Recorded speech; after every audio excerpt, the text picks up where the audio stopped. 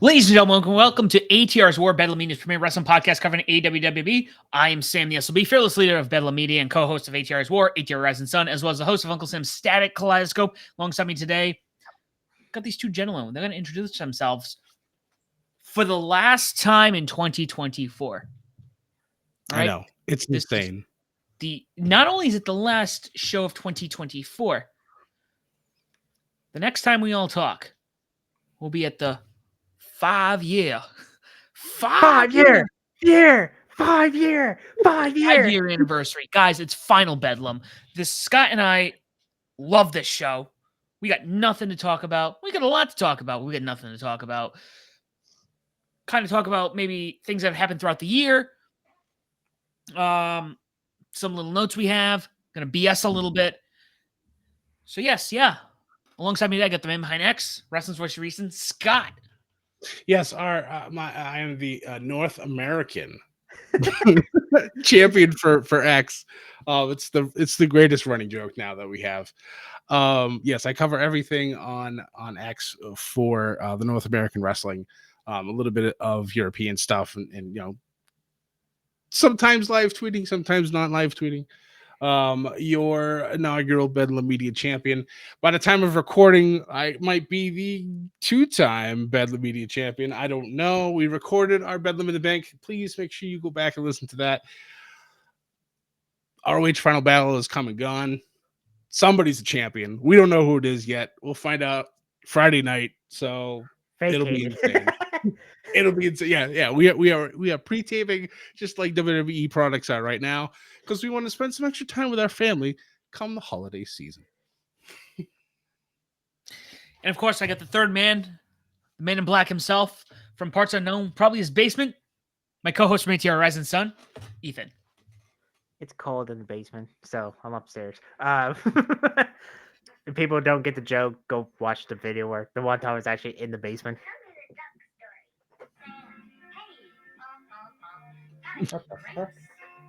Was this some, like for a moment I thought we were having like some vignette where next year I know Bray Wyatt.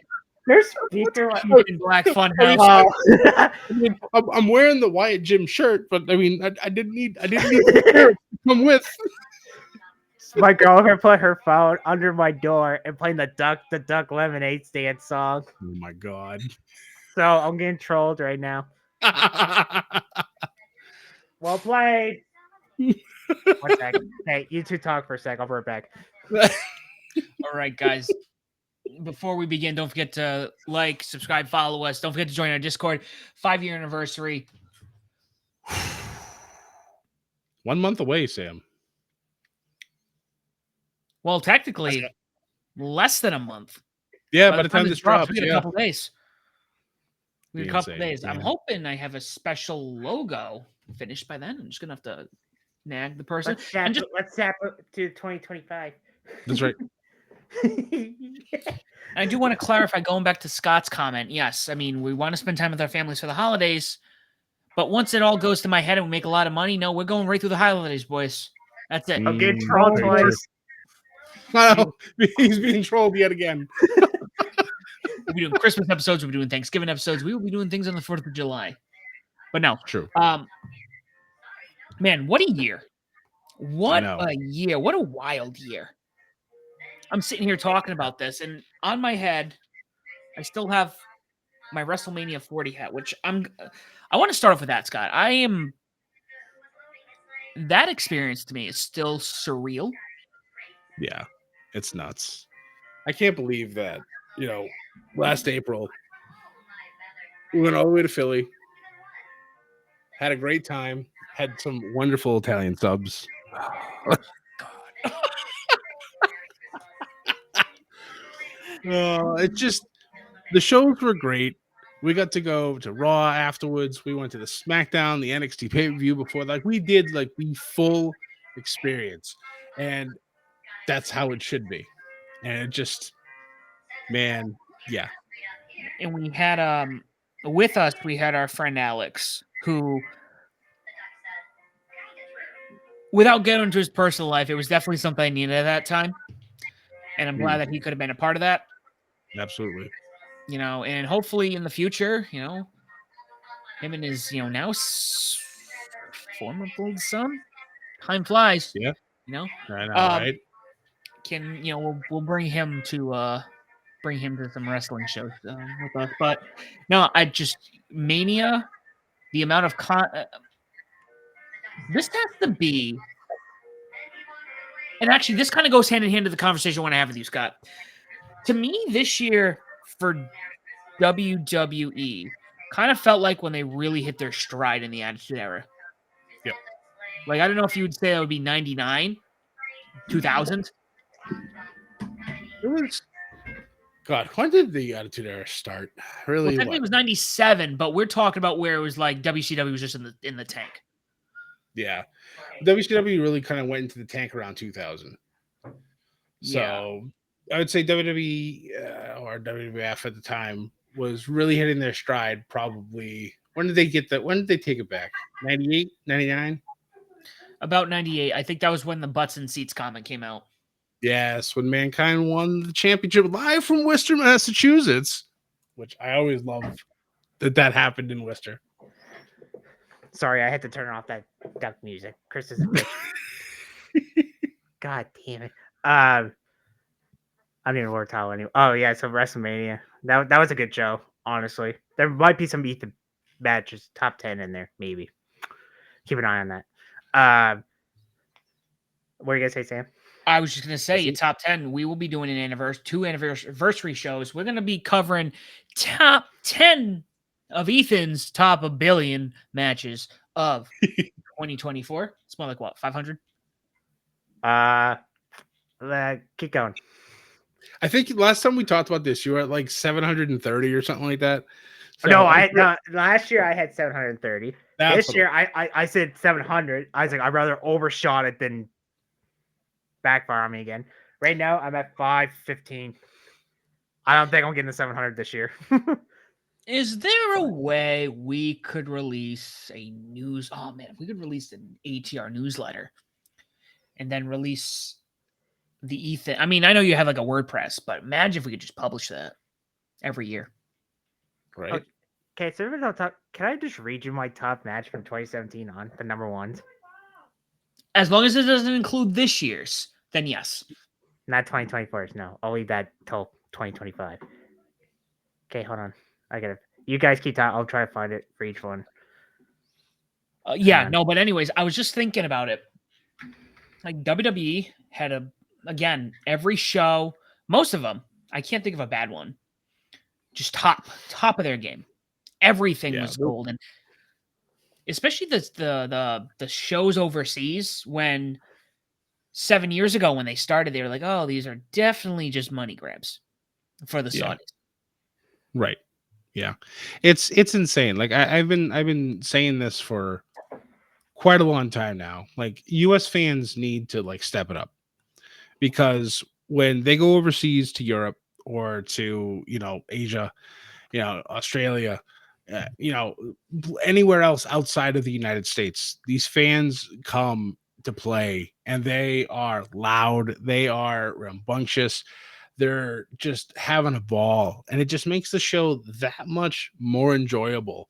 And for me personally, I love it when there's a rowdy crowd, like not obnoxious, but just like they're cheering, they're excited, especially when you're in England or in Scotland, they're chanting, they're doing all their shit, and it's so much fun to listen to, and it just makes the whole show just that more enjoyable. So US crowds, wake up, stop sleeping, stop being on your phone the whole time.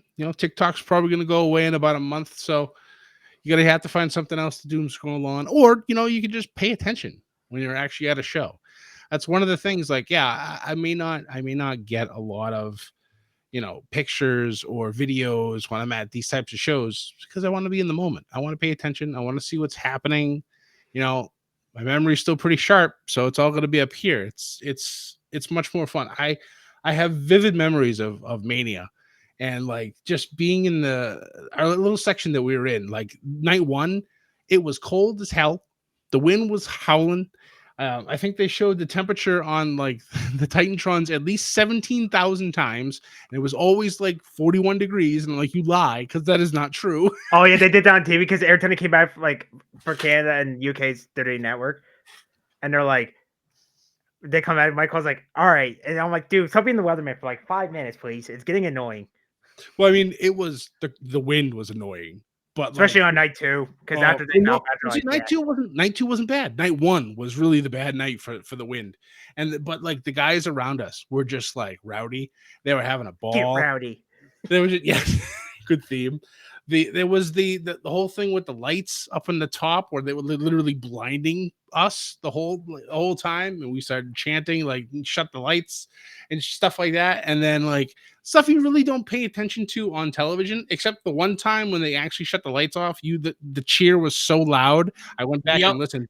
You could Oh hear my it. god, yes. You could hear it, and I was just like, "That is us." That was like what WrestleMania 35, where AJ and Orton, where most of the crowd's like, turn the lights off. Yeah. Yep. And Yeah. Orton, even Orton had to be like, sorry guys, like, Yeah, it's I don't know who's not paying attention, like, because some of these lights, like, I get it, like, you need to lighten up the area. I understand that. But pay attention. Like, if You're you're blinding blinding a half whole- your crowd Yes. or half a section or an entire section, like, turn them down. You know, And part it's of- fine. And part of the problem with that is like nobody's ever going to be held responsible. They're just going to be like, "Oh yeah, they were angry. We still have our paycheck." Who was it? Right. Nobody's going to admit to that, and they're Right. not going to get. So that's the part that sucks about it. Yeah. oh yeah, okay, I got my top. Do you want top 5 or just the number 1 for each year? Is that No, just do number 1. Okay, all right, hold on. So for 2017, I have same. I told you just one multiple times. Kazuchika Conference, Kenny Omega for the IWGP title, generate for Wrestle Kingdom because why not? That was 2017. 2018, Kenny Omega's back on that list, but this time he's against Chris Jericho in the no disqualification match. Wrestle Kingdom 12. That was amazing. That was my top 100, by the way, for the first 3 years. 2019, Cody versus Dustin Rhodes, a double or nothing, May 25th. Ooh, That banger. was good too. Actually, I'll give you my number 2 one. Scott, you might be happy with this one. Team Ripley and Baszler inside Women's War Games. Bro, that match ruled so hard. Yes. Okay. I had to throw that one in there. Kid Scott.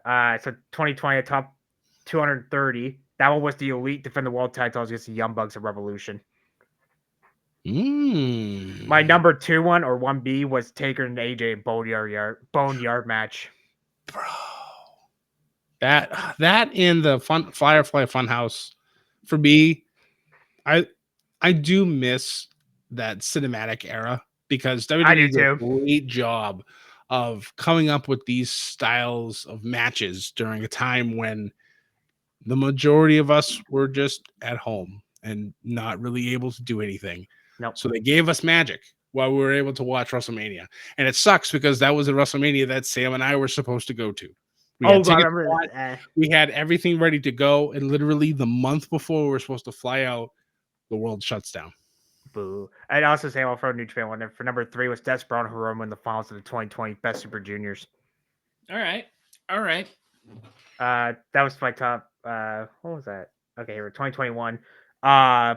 Let's do top 3 real quick. When I've been going off the trail. So number 3 was Walter Neely for the NXT UK title at Takeover 36. Mm-hmm. Guys, that's Walter Neely Dragunov. Brian Danielson and Kenny Omega from Grand Slam, the very first one. That was my number 2. The time limit draw? Yeah. And number 1. Speaking of Tyler Draw, Scott, him and Paige for the World Title Winter's coming. Yep. And that one, I had 285 matches on that one for 2021. 2022, I did a video for last year's, but for people who might have forgot, I'll just say. So number 3, I had Gunther and Sheamus Jericho until Clash of the Castle, September 3rd. Cody Rhodes, Seth Rollins inside Hell in the Cell pay-per-view. That was So great. 2 back-to-back WWE pay-per-views. That's the first time. So That's true. Yeah. And number 1, FTR and Briscoe's double dog collar match, Final Battle. Yes. Mm-hmm. Yeah. Definitely warranted number 1. So it's fine. I had all 3 of them in my top 10. Wait, hold on. Yeah, top 10. I had their final match as number 1, their Super Carvana match number 5, and number 8, their 2 out of 3 falls from Death for His Honor. which is where Scott and I were at. That's right. That's right. I remember that. But I had type 500 on that one. And then last year's number 1 was Omega vs Ospreay for the U.S. Forbidden Door. Number 2 was the Wrestle Kingdom match. And number 3 was Gunther Sheamus match to WrestleMania 39. I told you that was my WWE match of the year. So good. A lot of people comment. I seen comment. People are like, "Whoa!" Like not, and it wasn't New Japan. Well, okay, Forbidden Door. Technically, it was kind of New Japan AEW, but Technically, yes. Scott, you said, "Oh, it's gonna be a lot of Japan stuff." Haha, fucker. But that's a good sign because, and I think Meltzer probably loosened up a little bit too. You know, if you went back to 2017, 2016, I mean, I would bet like WWE like barely touching some of those. Oh yeah, I had one grasping for straws. I remember because people were like, "Oh, Paige is for text that." That was my number 5, by the way. That top 10, I had no joke, had the hardest time picking. That was my hardest top 10. And that's good. What about where does because this is one that's gonna get me because I didn't hear him in any of these top 3s. I'm hoping he's in a couple of these top 10s, but anything, that included Adam Cole during his NXT run, especially with Johnny Gargano. Yes. In my top 10. Okay, hold on. Let me go back 1 sec. Nothing. Oh, sorry, Scott. What are you gonna say? No, I didn't know if you were going to continue to search. I was going to say like Adam Cole during the Black and Gold era of NXT was just, dear God, it just like even the match he had with Ricochet. Like people still talk about the super kick when Ricochet was flying in the air today. 4 moonsault, yeah. And that happened like it feels like it's over at least a decade ago at this point. It just seems like forever. But like, my God, that man could not be touched with Undisputed Era. It was just so good. God, I miss that. So nothing in 2022, Sam. Nothing in 2017. Did I have anything in 2021? No, nothing in 2020. Actually, hold on. No, nothing in 21. He was in NXT from what? 2018? 18 to 22? 17 when Drew won the NXT title. Was it 17? Wow. Was it that long ago? God damn. I don't think I have any Adam Cole. 17 to 21 because 21 was it 22? When did he show up? And when did because he showed up, I think. Was it the first show that CM Punk wrestled? Yes. Yeah, it was in AEW because it was after the world title match in Kenny Omega and Christian Cage. The Elite come out and the lights go out and they thought they killed in storyline Adam Cole. Right. Because I think that was his way to write him off to like go to NXT. Yeah. Well, WWE/NXT. But he came back and I loved it. He's like, uh-oh. And then they thought he was going to like beat him up. And then he's like, psych, super kick Shaq Perry. And then we got Bryan Danielson. And then Ruby Soho, poor Ruby Soho. Nobody talks about. They talk about her for like an hour, and they're like, "All right, these two more important." Nothing in 2020, by the way. Wild. I don't know. Adam Cole was a force. He was NXT. Him and the Undisputed.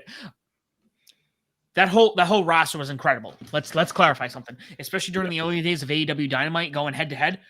I don't think Scott and I had honestly. Oh, I had one for you. Number 5 on my 2019 list. Him and Gargano 3 Stages of Hell match. Takeover Toronto, August 10th. Yep. Yeah. I was like, I knew I had one in there somewhere. Let me check what 2018. But I knew the Cole Gargano one wasn't. I should just did top 10 for each year. But yeah, no, regardless. Just the man's a madman. It's just so good. We'll hang around on the list, but I'm looking forward to it, Ethan. We're going to talk about that on our anniversary show coming up early on in the year. Last year I did top 3 because it was a Rumble, but I kind of like the top because it forced it because like when I did the video last year, I was like, okay, I'll just say where people can buy it, and like half the matches were like on the same show. It's like, yeah, just go buy when I talk about number 10. But I'm like, all right, I gotta like wrap this video because my throat's starting to kill me a little bit. Because like a lot of it's like the same show or same app and stuff. It's like, yep. Okay, to circle back 3 matches ago. You know what you should do to make the video show? And we're gonna give a little behind the scenes here. Maybe next year you can kind of like put together short videos, and it can just be you, and it'd be like, I'm gonna give you, and you could even backdate it. You could go back to like 2017. Hey, these are my top, whatever matches from 2017, and you do them like 10. And you don't have to do like a long video. You can be like a 2-minute video for each 10. So you don't have to sit there and talk about everything. That might be something to do. More content, shorter content, more eyes on it. We like guys. it. We like it. So basically, a lot of number ones was either Kenny Omega or Royal Ospreay or Bryan Danielson. Makes sense. If you got the trend. Listen, the world we live in is not great. There's a lot of hard things going on right now. A lot of turmoil. There's a lot of stress in the world. But we live in the timeline in the age of Kenny Omega's reign in New Japan. I don't know. Sounds like a win-win to me, guys. So I wanted to talk about,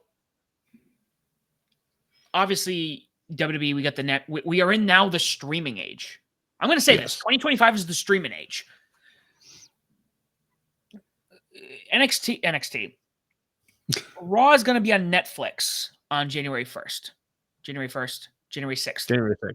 The 6th is the first episode, but all of the WWE stuff is going to start showing up on Netflix on January 1st. I did see something that I guess SmackDown on the 3rd of January is going to be streaming live on YouTube because the Netflix stuff doesn't start until after, like the actual streaming shows don't start until after the 6th. So that's but even still on YouTube, still streaming. So we're still in the streaming era. So with that, what was I just about to say? AEW, obviously, and I just saw this, and I don't think we really addressed it in the last ATR's war. But obviously, they're going to be starting on the 1st. We're going to get AEW streaming simultaneously on Max and on TBS, and then TNT for Collision, and then Rampage for supposedly how many weeks. But I'm going to read this quickly because I think this is a big deal. So they posted this, I think, earlier today as of recording. All live AEW programming airs on WB networks will also be available on the stream, Max, and on demand after the live broadcast. I think for me, this is big because some of us don't get to watch it live anymore. And the biggest thing with WWE, which has made it so difficult to watch, is if I don't DVR it and I don't want to watch the Hulu hack, I'm going to call it the Hulu hacks because those cuts, they have like most of the show gone. Pretty much. You have to wait a month to watch it on whatever streaming service they had it on, which is frustrating. Yep. So immediately, that's a big deal. Dynamite, Collision, and Rampage and all AEW pay-per-view library content through the end of 2024 will be made available on Max on a rolling basis. And then to add to that, at launch, AEW Dynamite episodes and pay-per-views from the company's inaugural 2019 year will be available, as well as more than 2 months of most recent AEW programming that aired across WWE networks. So we're getting the whole first year. The whole first year is going to be on there, which, I mean, that's a half a year of TV. That's probably why it's a little convenient. Half a year of TV, you don't get the old shows. I think we have our answer.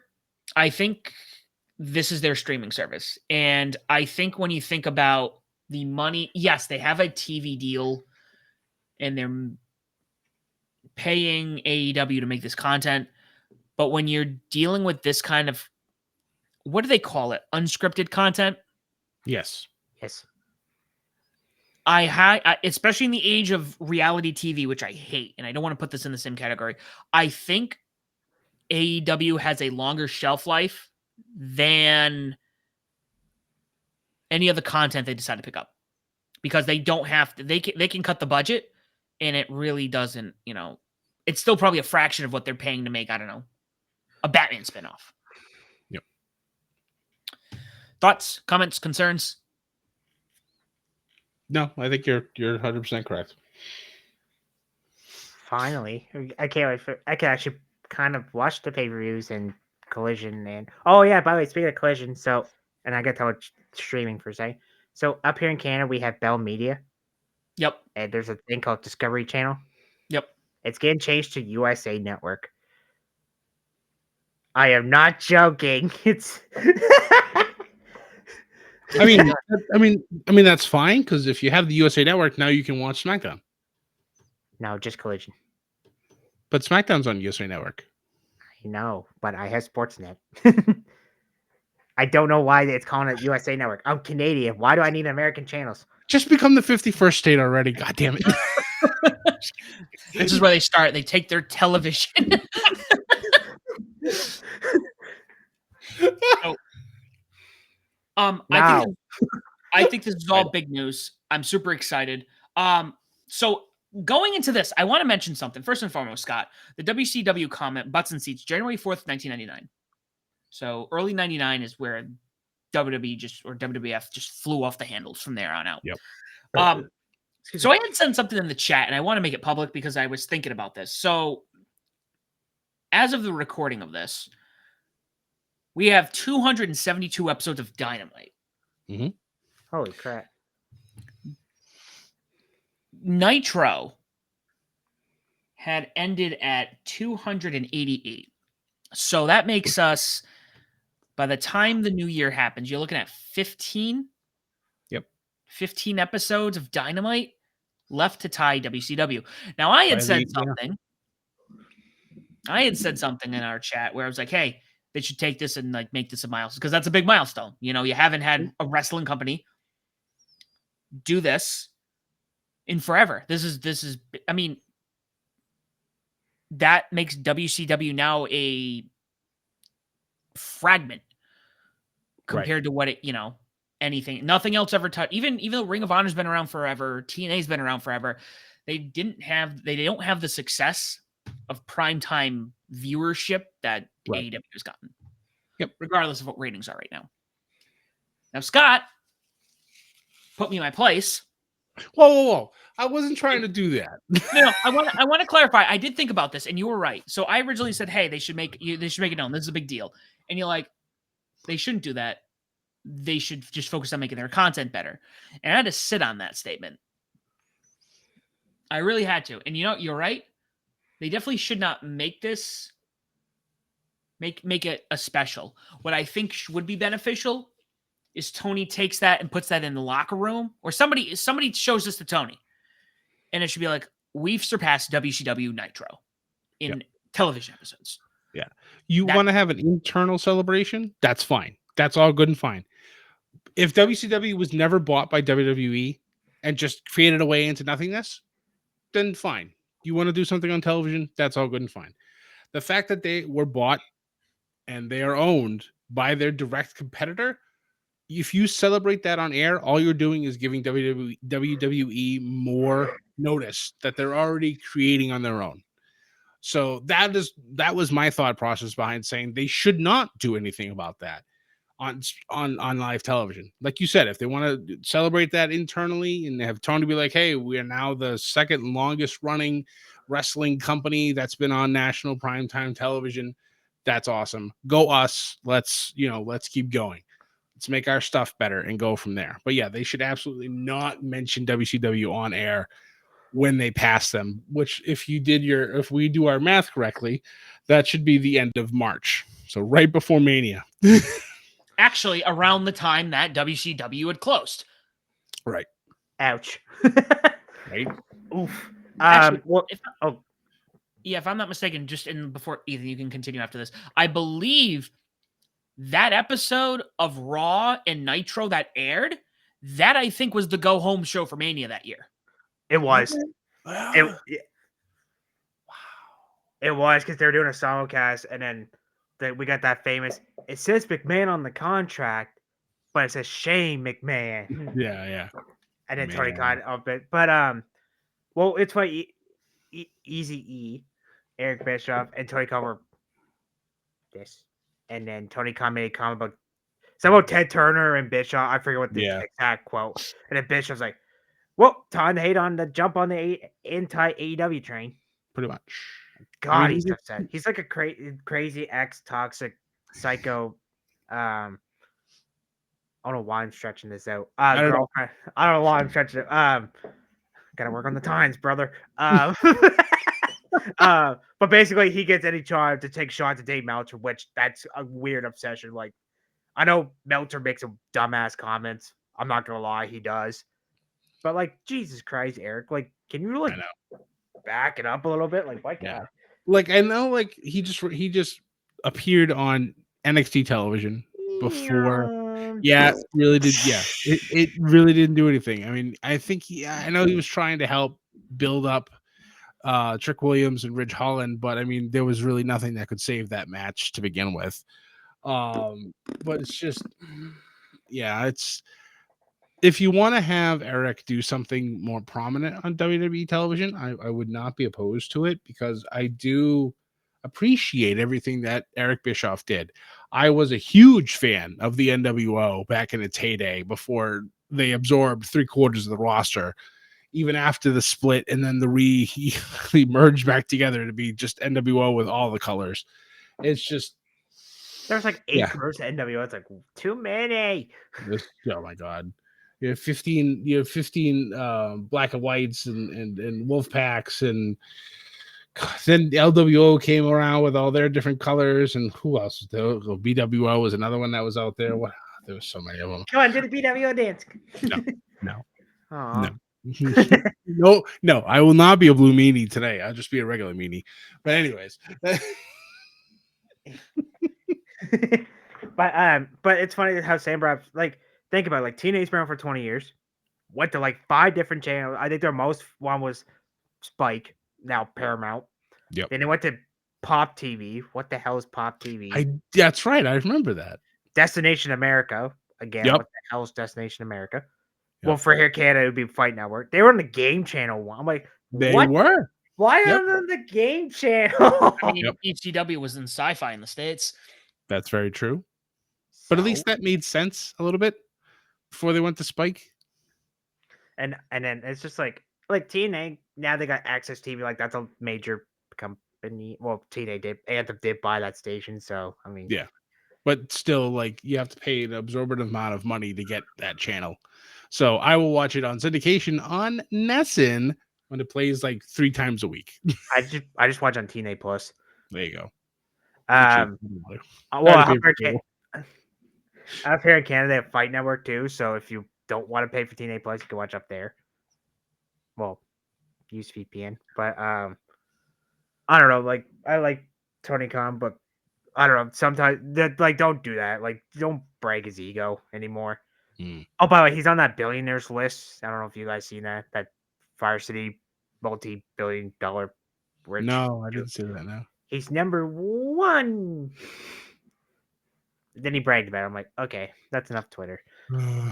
So, yeah. So to add to all of that, aside from the internal party, the other thing I was thinking of, and again, we didn't think we'd be sitting here, honestly, especially COVID happened. Like, I was excited for AEW, and then you're like, okay, is this actually going to take off the ground? This is like, we haven't seen this. Scott, I was not when WCW folded. I was 9 years old. We're talking pre 9/11 kind of time frame. Yeah. Right. The idea that this was going to happen was exciting. I remember watching the first Double or Nothing. It's probably one of the best pay-per-views of the 2010s. Yeah, I'd make that argument. I'd agree with you. And then obviously Dynamite happened. We got it on TV. We went there. That second Dynamite, it's one of the best shows I've ever been to. Like, you felt the crowd really feeling, hey, we have something here. Right. Yeah. And then COVID happened. We could go through the story over and over again. I think what they need to do is look at that 288 number, just throw it on Tony's desk and go, we got this. We made it here. Yep. Let's make sure we can double that. Exactly. Use it as a motivator. Don't get cocky. Don't look at this. Don't play the Eric Bischoff. It's good to be king. Right. Yeah. They're a long way from 83 weeks. So they need to get to that level first. He was on MLW too, by the way. Who was? Eric Bischoff. Oh yeah, he was all over the place. That's true. And he debuted, no joke, Scott, and I promise you, this is the one time I'm not trying to rib you. He had 83 weeks, girls. If you don't believe me, go on YouTube and type in MLW, and it's literally right there. Jesus. Scott's like, I'm not watching MLW. That don't work for me, brother. All right, Jack. I can't. And then he fired Alex Kane. I'm like, why? Yeah. I don't know. I think these are things that they need to. I think people need to get vocal about this. We can talk about it on our podcasts. I try not to, especially during the dark ages of the WWE. I watched WWE, so you don't have to. Well, we tried to make it a point with the WWE product because it was so. Even when everyone's like, "Oh, you should check it out," there's this cool segment, and then I'm like, I'd watch that. Even now, you guys are watching Raw for 3 hours on a Monday, and you're like, as good as Raw's been, I know for a fact most people are like, why is this 3 hours? I have to go to work in the morning. And it's funny, now that it's 2 hours, I find myself going, why isn't this 3 hours again? It's going to be in Netflix. I know. But that's the fact, though. It's funny. Like, Sam's right. Like, for the beginning of us doing this for Bedlam, and when I was doing the Raw review, the NXT narrative, and the SmackDown study, the Raws sometimes were beyond atrocious. Like, Yeah. Sam talks about the darkest times of, like, the modern day WWE product. Whoo! I tried my damnedest to spin what I could out of the shows into a 20-minute show recapping what had happened. And there were some days where it's just like, why do I even bother? Because show was so bad. But I gotta try to turn it. And I enjoyed doing that stuff, but I got to the point where it's just like, whew, I got too much stuff going on. I don't want to half-ass this stuff anymore. So it's like I might as well just cut it off at the legs. It had a good run. Now we talk about the not the everyday stuff, but we talk about the PLEs. We talk big segments when it comes to these shows, and it's good. It's good. We're hoping for more growth. If we get some more people, maybe we'll get back into the live tweeting thing. Who knows? We'll see. Okay, we're talking about big events, and Saturday's main event just happened, and I need to do this very quick to get it on my system. Fair enough. Hey yo, Chelsea Green. Hey yo, Chelsea Green. A Canadian has won a title, and they did better than the Edmonton Oilers. I mean, I will definitely give Chelsea Green her pop and her flowers. Man, that whole just that whole match was just great. I actually went back. I know Sam and I covered it live when we brought back our live reaction show. And I did live ratings. That's right. You did some live ratings. Like, we hadn't done one of those since Dynamite. Yeah, it was in like 2023 or something. It had been a hot minute since we've done any live reaction shows, which we will bring it back for January 25th when they do it again. So looking forward to that. I watched it on YouTube, by the way, Scott. That's how I was watching the show. Nice, good. Because I mean, technically, I could have got NBC because they like the station I have, you could have, but I didn't really want to pay the extra. Like Scott, I don't blame you one bit. So I'm like, and then they're like, "Well, I don't really want to do cancer stream." Oh, he'll be back. I'm sure he will be. Yeah, we're good. Oh, sorry. And then I was like, oh, look, YouTube, yay! Because you know how sometimes like, oh, Canada and UK, and then it doesn't really work. So I'm like, yep. Okay, I'll try right quick. I was like, oh shit, it actually worked. But when it went to commercial, it's like it tell you like commercial, we were back on the thing. Yeah, which is smart. I actually really enjoyed it. I actually liked it a lot better than Survivor Series. It was good. It was a good show. Like, they did, like even Meltzer said that it was probably one of the better shows that WWE has done in a long time. They compared it to PWG, which I think is that's a big honor, because they were like this. They were the super indie show before things took an unfortunate turn, and now I don't even know if they're actually even still around anymore. but like the pacing was great. All the matches were fun, and it was great. I loved the fact that when we bring this back to Chelsea, with Chelsea Green and Meechin, I love the story that Michael Cole like wrapped into it, talking about 7 years ago to that day, Chelsea won her first title in TNA, and her opponent that day was Meechin. So it's like coming full circle and having her get the win again. The crowd was just humongous. The big pop, it was great. It was a lot of fun. Just yeah, like I thoroughly enjoyed it. And of course, Jesse the Body Ventura being on commentary for the main event, talking about how, KO, trying to make KO to be the face and Cody to being the heel in this whole thing. I miss that type of commentary. I'm glad he's coming back for the January show as well. It's just, yeah, it's going to be a lot of fun. I thoroughly enjoyed it. Welcome back. Welcome back. I did. That was a quick show. Honestly, my match and I was a world heavyweight title match. Triple threat. Second, I probably say women's world title. Third, I probably say Drew Samey. Sorry. Like my two lows were 6 out of 10, but they were still good. I like that Cody Kevin Basher Berlin match a lot better. And it kind of brought back the package power driver. Bro, oh my God. We got to talk about that for a hot minute. I had been waiting over a decade for that man to hit that move, and they don't even show it on the show. They show it on like one of those network things, exclusives after the fact. Boy, was I enraged, but at the same time, I'm like, he finally hit it, and it looked beautiful. Cody sold it like $1 million, and I just need him to continue doing that. Like, it needs to happen live on television or on Netflix. They need just the fact that he's the one bringing back pile drivers, at least in his limited capacity, is just, I love it so much. Also, to add to that, because I actually didn't see the pile driver at first, I actually saw the footage of him and Triple H. Because for a moment, I'm like, wait a minute, what did I miss something? And again, this is where the kayfabe brain goes away, because they're like, so we talk about you can make it look as you can still make it look real. Yep. Because when him and Triple H shoved it like real, I'm like, yes, yeah, what?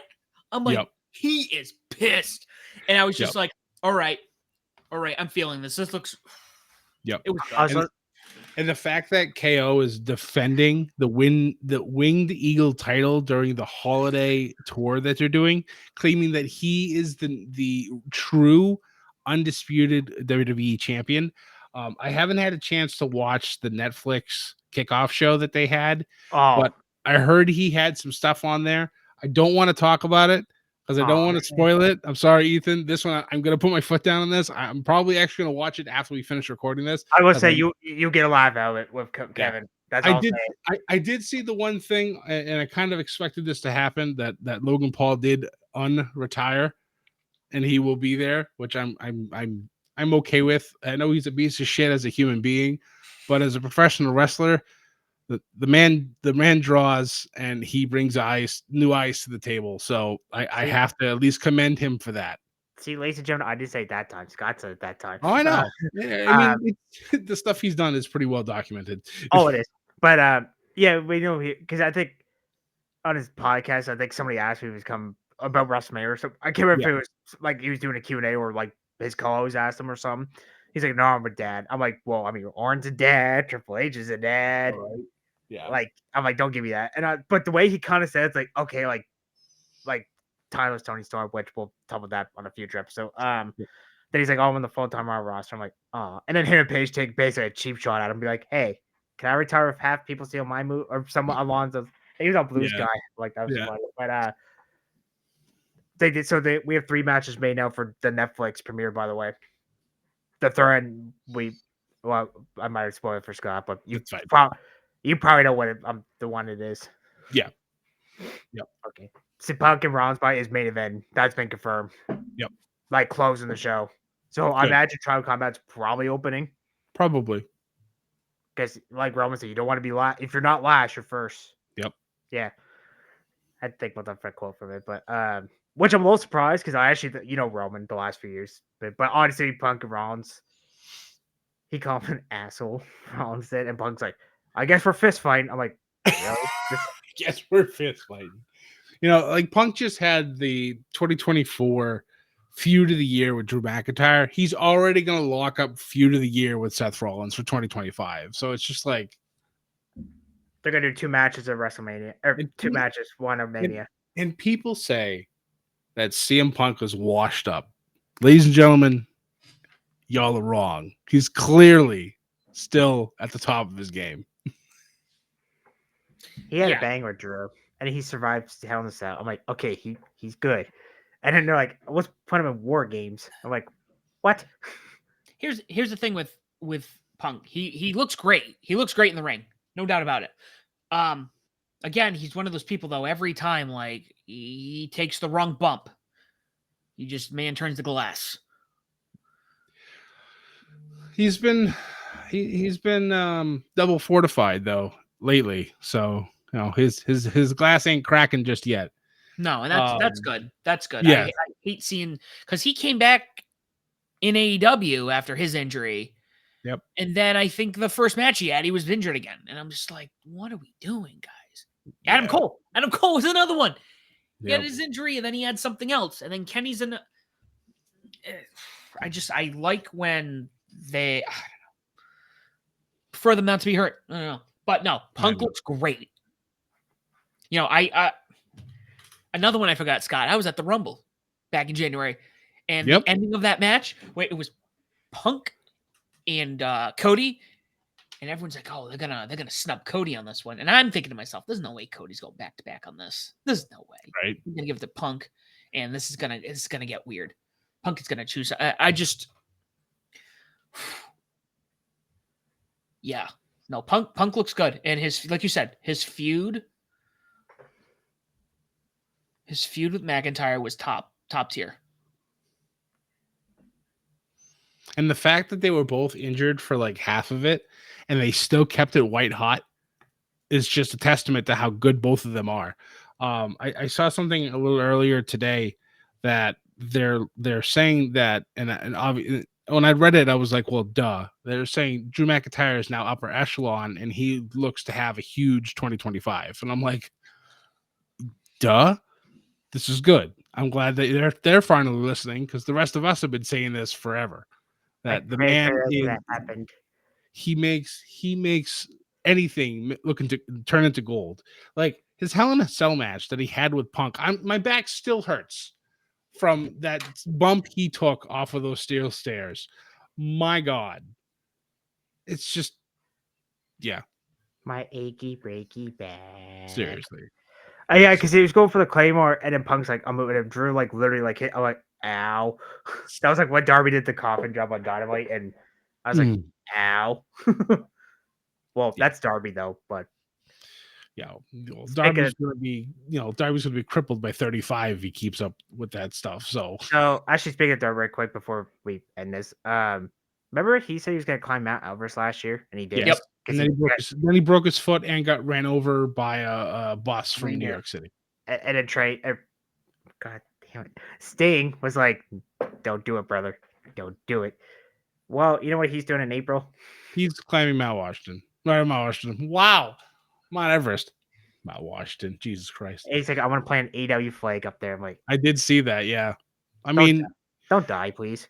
Seriously. I mean, that would be so. Oh, sorry. I think train starts in April, I think. And then I think they do the climb in like June or something. At least it's during the summer months. But still. I think that's what he said, that All in Texas review.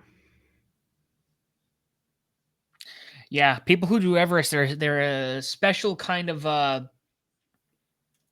person. And I have seen, not to move away from our conversation, but from what I've seen, is because it's become such a popular like excursion now that people have photos of them waiting in line to get to the top. There's like 100 people just like waiting to hit the peak of Everest. So, it's getting easier with all the tech that we have, all the training, all the oxygen tanks you can carry up with you. But hopefully he does. That'd be kind of cool, especially putting a flag up there. Marketing. You understand? I want to. We got 10 minutes left. Let's predictions. How about this? We'll do some predictions quickly. Going into 25, going into 26. Champions. Who's going to be champion of AEW? Who's going to be the champions? Or the world champion and the heavyweight WWE? Why not, Ethan? Who's going to be the IWGP champion at the end of 2025? Okay, so I'll take first on all three. So, IWGP, New Japan. I'm going with Zack Sabre Jr. Having all 2025. Hopefully, WWE Gunther for the world title. Undisputed WWE title. I can see that one changing hands a couple of times. Give me Cody for a bit, and then KO because KO deserves a run. And screw it, Drew McIntyre too. Maybe. AEW, I can see Darby, Will Ospreay, JF and White, Powerhouse Hobbs. Hobbs. That's a bold pick, especially with him not doing much nowadays. That's a bold pick. I know. Takeshita. Takeshita's would gonna be be up there. But I'm thinking like, okay, so if I was to go look at the end of going into 25, like who's gonna have that belt? Our Canadian father, Christian Cage. He's always lurking. He's always lurking. He's got that contract. Yep. So I'll make this quick. I think New Japan. I want to say Zack Sabre Jr., but I think we had this conversation in our last episode of Rising Sun. I think Tsuji's might walk in to Wrestle Kingdom as champion. I'll take that. Umino, I can see Umino maybe getting a short run, too. Yep. Give Tsuji. As I've said, Tsuji I think is the guy. Tsuji's going to be the next guy. Going into a WWE, Gunther. Just give it to Gunther. Just let him run with it. Just keep it on him. I think KO is walking out end of the year as champion. We didn't talk AEW. Darby's up there, but I wouldn't be mad if it was Adam Cole. I'm always going to give Cole a belt because Cole deserves a belt. He just deserves that permanent belt. Women's champion. I'm not going to go crazy. I think Mercedes might be women's champion by the end of the year for AEW. I think you might be looking at, I think it's Tiffy time for WWE. And then who else is champion over there? Where? WWE women's champion. Right now, Liv is the women's world, and Nia's the WWE. WWE, and then women's speed champions Kansas Ray, and then Chelsea Green right now is I'm only talking the main championships. Liv as of right now because spoiler Scott turned Ripley her face on Netflix. No, I know they talked about that before, and I saw that too. So I see Rhea walking away with the belt at the end of the year. Like I don't know, she's just does so well with that title. Scott, what do you got? Well, I have nothing for New Japan because I haven't watched a second of it. So I'm gonna leave that up to you two. NA. Yeah, NA. I'll start with AEW. I think Orange Cassidy. I'm surprised neither one of you two mentioned him. I think he'll be the one to take it from Mox. I know he just went through it now and he's not, and he lost, but they'll do the build back, and I think he'll be the one truly to save AEW from the Death Riders. Women's champ, Mercedes is definitely a good pick. Another one I could maybe Willow. I think would be interesting too. Yep, Willow was my second. So that's for WWE. I'm on the same train as you guys, Gunther, on one side. For the WWE title, KO does look good. Randy Orton. I mean, Randy could have a shot. I mean, hell, it could even be John Cena.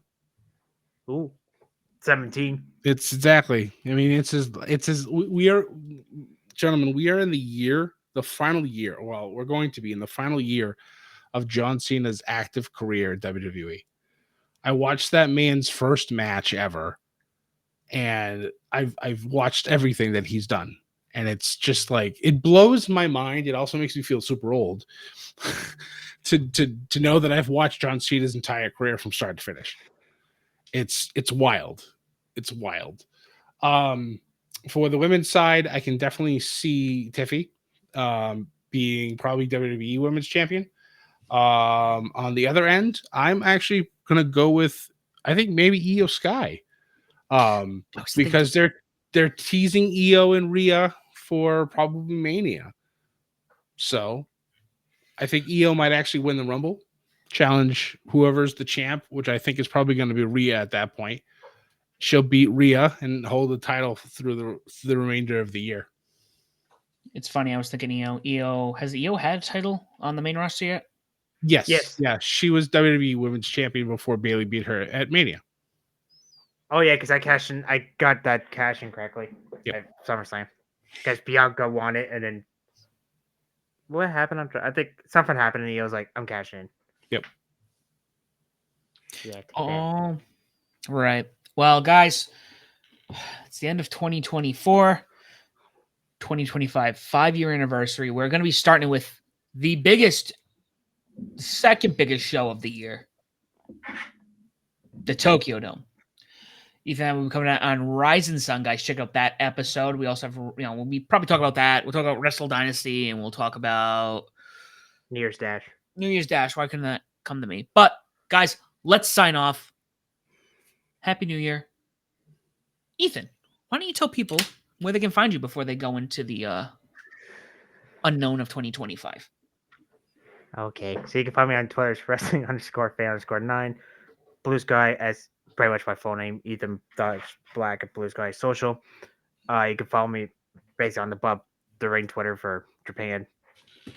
PWMania.com, Pro Wrestling Wire, BodySlam.net, and PW Ponders for any wrestling under the sun. Nope, again, no pun intended.